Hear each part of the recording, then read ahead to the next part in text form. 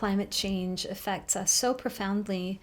I think some of the biggest challenges are we won't be getting away from it. We're going to have to make changes, and those changes require us to think differently about our lives and what we value and what's important. And we're going to have to shift our values. Will we accept a little bit of loss of something that's important to us in order to do something else that's important to us?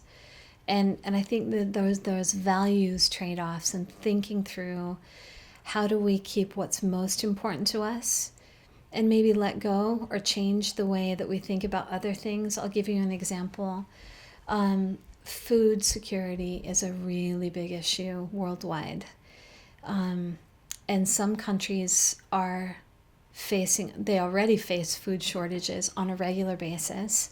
If you look at the subcontinent of Africa, there are some big question marks about how climate change will affect food production, let alone food distribution and all of those additional things. So some of the questions might be, as a global community, I work at the UN, so we care about that. As a global community, some parts, all of the countries of the world value trade and the profits that are generated from trade. Different regions of the world have different trade agreements, and that affects food production. Are we willing to trade off some of those issues in order to make sure that everyone in the world has enough to eat? And those are really very involved issues, and they require us to take a deep look at what we care about most. And we'll be facing that right away with climate change.